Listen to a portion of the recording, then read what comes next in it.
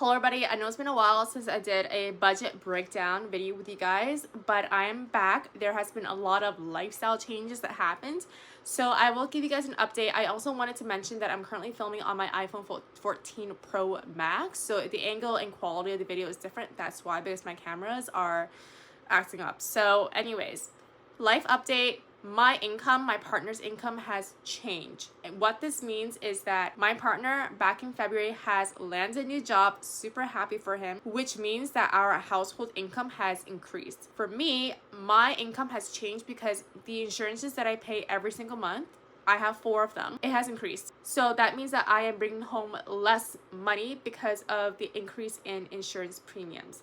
Now, if you don't know already, I'm currently an English teacher here in Korea. I have been here for a while, and therefore this budget is gonna be in Korean won. Another disclaimer is that before I would share with you guys my household budget because I was the sole income earner.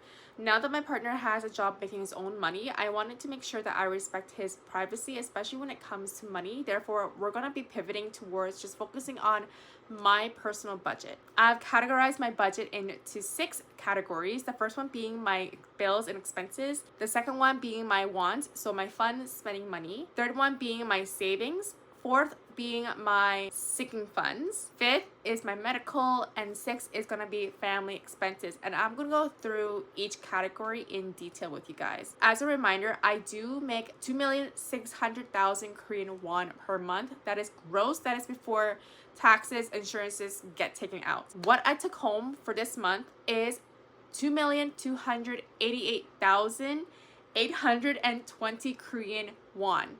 Now, how does that reflect in my budget? Now, a lot of things has changed. A lot of my hobbies has changed. Therefore, you'll see that my transportation and my hobby fees have definitely changed dramatically from the last time that we've had this conversation. So let's get into it. So let's start off with bills and expenses. The first one being lunch. I always put aside 100,000 Korean won aside for lunch because I do pay for lunch at my school. And most of the time it does go under budget, but I always like to just put in an extra little bit amount in case there are months where it's a little bit more expensive than expected. Next one is my phone bill, which is sitting at 18,900 every single month. And that is because I'm currently using a budget phone plan, so it is a lot cheaper. Way back when I first came to Korea, I was literally paying 70,000 Korean won because that is the norm in Canada. For transportation, I am putting aside 40,000 Korean won, which is a big jump from my previous budget breakdown where I did put around 100,000 Korean won. And this is due to a lifestyle change, which I will get into later on in this video. I also pay for YouTube Premium at 14,900 Korean won.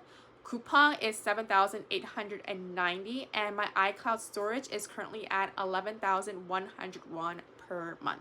Next category is going to be my wants or fun spending money. It does fluctuate from month to month depending on how my finances look like. Sometimes I'll have more or less, but for this month I am planning to put aside 300,000 Korean won. For savings, I do have a special Jutek savings account, which is basically where after a certain amount of money, I'm able to apply for a housing lottery ticket.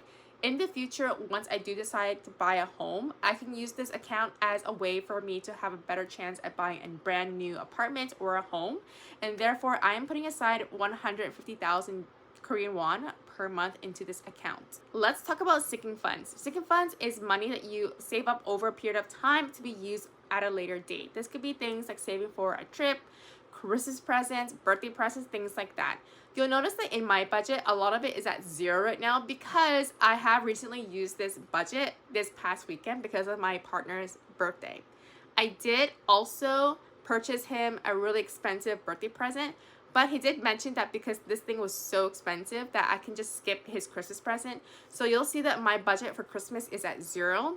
I do owe myself money in the birthday fund because I overspent that budget last month. So I owe myself 179,120 Korean won.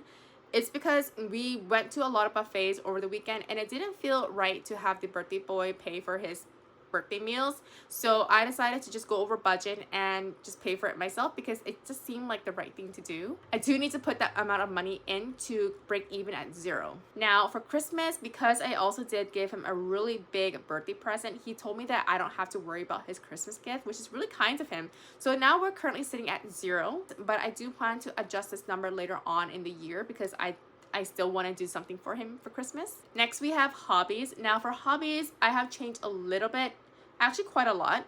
I used to do pole dancing and that would cost me 650,000 Korean won over a period of 3 months. And that is just for the classes.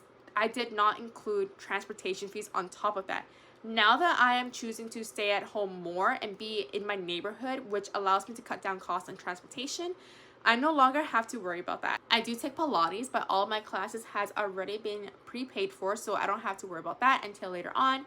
So hobbies is currently sitting at 0. For vacation, I've been putting aside 100,000 Korean won per month, and we are planning to go to Thailand. And because Thailand already has a very low cost of living, I don't plan to spend a lot of money there anyway. So I felt like maybe a couple 100,000 Korean won is going to be enough for our 1-week trip in October. The last thing in my sticking funds is really interesting because I have it for my credit card annual fees. I have multiple credit cards in Korea just for emergencies and just for the benefits. And I've been saving up for my annual credit card fees every single month. So this month, I'm going to be putting aside 23,904 Korean won to be used towards my credit card annual fees whenever they are due. Medical is the next category. I do owe myself some money here. So I'm at a negative 119,000 Korean won. And the reason being is that there were a few medical issues that came up, and rather than me trying to delay the treatment for the sake of saving money, I decided to get treated immediately. So this includes a few doctor's visits. My contact lenses were running out, so those are actually quite expensive. And now I have to pay myself 119,000 Korean won to break even to 0.